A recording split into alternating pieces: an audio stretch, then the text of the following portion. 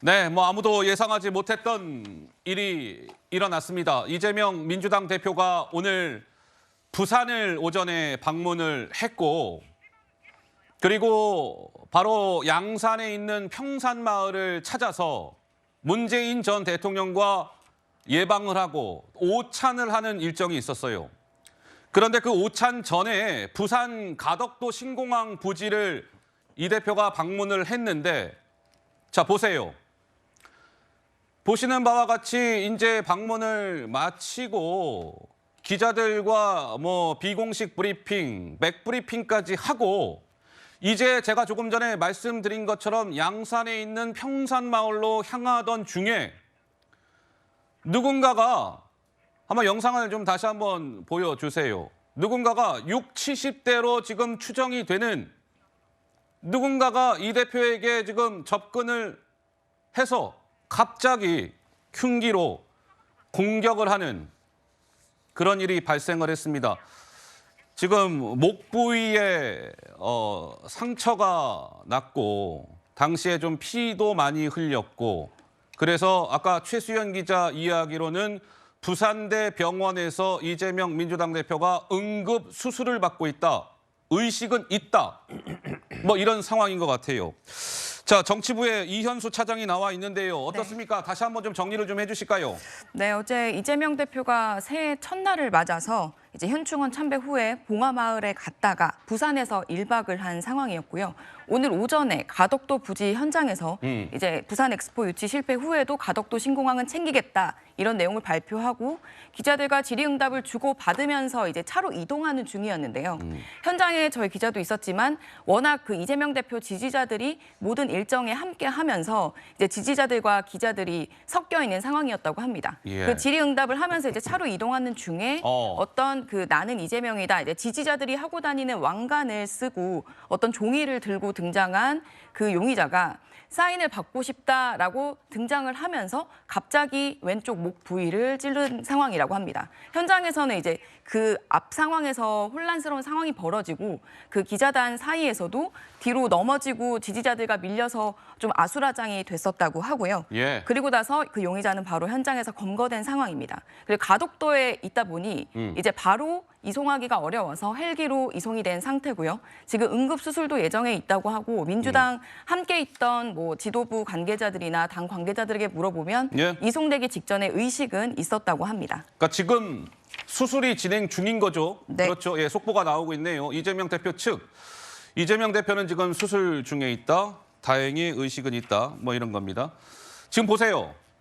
저 위에 지금 약간 얼굴은 블러 처리가 돼 있으나 왕관 쓰고 있는 거 보이십니까? 여기 이렇게 적혀져 있죠. 내가 이재명. 그러니까 이재명 지지자로 어떻게 보면 위장을 한 거죠. 그리고 종이도 들고 가서 이재명 대표에게 사인을 요청하는 척하면서 기습적으로 달려들어서 이재명 대표의 목 부위를 흉기로 공격을 한 겁니다.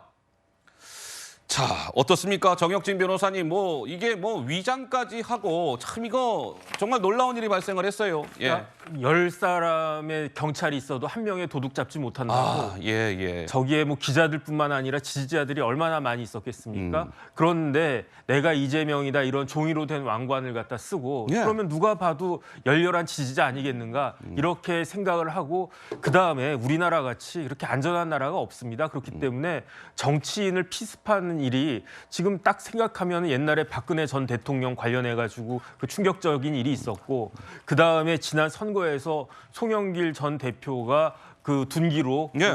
다친 그런 일들이 있었지만 사실 우리나라처럼 정치인들이 안전하게 저렇게 유세하거나 활동할 수 있는 나라가 없는데 그럼에도 불구하고 최근에 얼마나 여야 간의 정쟁이 격화가 됐으면 저런 그러한 폭력 행위까지도 일어날 수가 있겠는가. 참 그 정치권이 반성하고 개탄해야 될 것 같다는 생각이 들면서요. 예. 어찌됐든지 간에 이재명 대표가 빨리 회복이 돼가지고 현업으로 복귀하실 수 있기를 기대하는 마음입니다. 자, 지금 저렇게 왕관을 쓰고 있던 내가 이재명 대표를 흉기로 공격을 한 저 피의자는 당연히 현장에서 체포가 됐고요. 지금 이제 경찰에서 조사를 진행을 하고 있는데 지금 또 막 전해진 소식은 이 피의자가 일체의 진술을 거부하고 있다. 뭐 이것저것 지금 경찰이 물을 거 아니겠습니까? 당신 이름은 뭐예요? 왜 이재명 민주당 대표를 흉기로 공격한 겁니까? 등등의 질문을 쏟아내고 있는데 일체의 진술을 거부하고 있다. 자기 이름조차도 이야기를 안 하고 있다. 뭐 이런 상황입니다. 지금 저 파란색, 내가 이재명 이렇게 왕관을 쓰고 있던 피의자 말이죠. 어떻습니까? 박성민 최고는 어쨌든 지금 민주당 소속인데 지금 민주당을 이끌고 있는 이재명 대표가 흉기로 공격을 당했다. 뭐 의식은 있다고는 하나 우리 박성민 최고도 많이 놀라셨겠어요. 네, 아마 그 소식을 보셨던 많은 국민들께서 굉장히 당황하고 놀라셨을 걸로 예상이 되는데요. 저 역시도 마찬가지였습니다. 그래서 실제로 현장에 경찰이 있었음에도 그런 피습을 당하는 과정 가운데에서 어떤 역할이 제대로 있었느냐 이런 의문도 좀 들기는 했습니다만 어쨌든 그만큼 긴박하게 이루어졌던 상황이었던 만큼 누구도 예상하지 못했던 피해였던 것으로 보이고요. 네. 아마 당 소속 의원들도 굉장히 많이 놀라신 상황인 것 같습니다.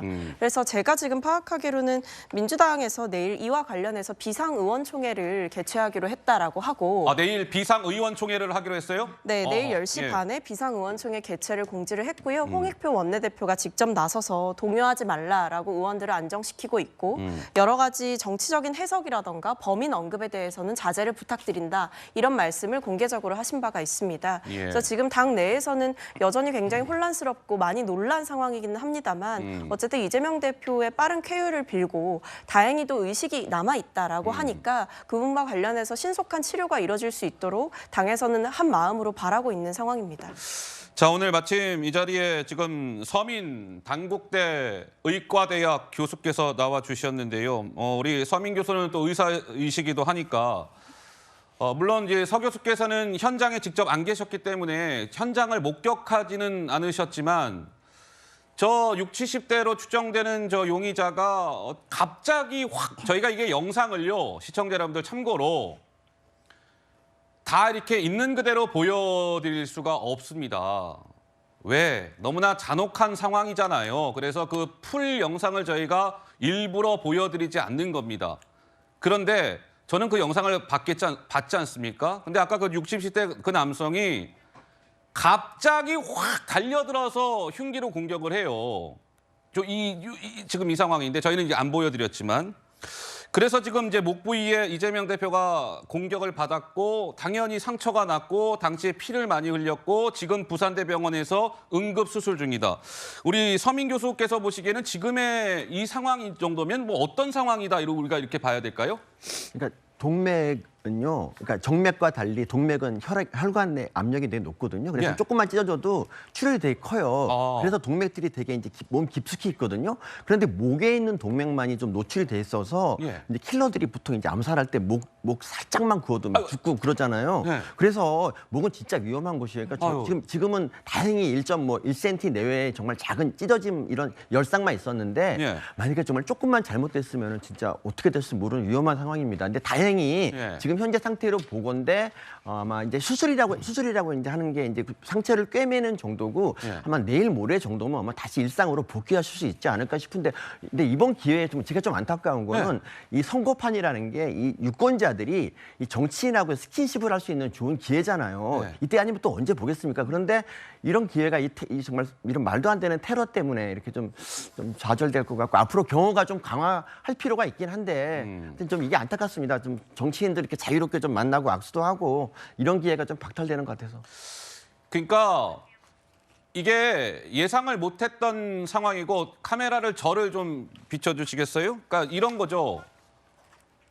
아니 아까 그 보셨잖아요. 내가 이재명 왕관을 쓰고 있으니 주변에 뭐 있던 관계자들도 저분은 이재명 대표를 지지하는 사람이구나. 당연히 그렇게 생각을 했을 것이고 종이를 들고 접근을 해요. 이제 이재명 대표 사인을 받으려고 하는 것처럼 보이기 위해서. 그렇게 와서 이재명 대표의 면전 앞에서 갑자기 달려드는 거란 말이죠. 그러니까 주변에 있던 사람들도 예상을 못했던 거죠. 저 사람이 설마 흉기를 가지고 이재명 대표를 흉기로 공격을 할까? 아무도 예상을 못했던 상황.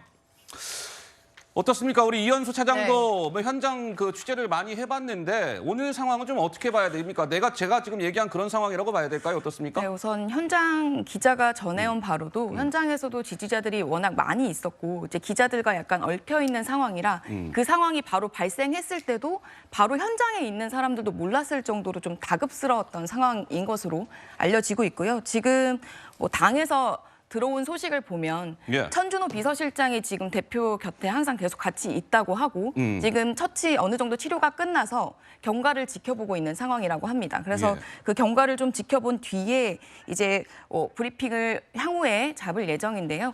우선 경찰 쪽에서도 오후에 브리핑을 예정하고 있어서 요 기자가 입을 열고 있지 않은 상황이지만 오후에는 조금 더 추가된 상황들을 전달드릴 수 있을 것 같습니다. 자, 뭐 지금 또 나온 얘기는 민주당 쪽으로부터 전해진 얘기는 지금 이제 부산대병원에서 이재명 대표가 긴급 수술을 받고 있는데 병원에는 정청래 수석 최고, 서영교 최고, 장경태 최고, 박찬대 최고, 조정식 사무총장, 천준호 비서실장이 지금 병원에 있답니다.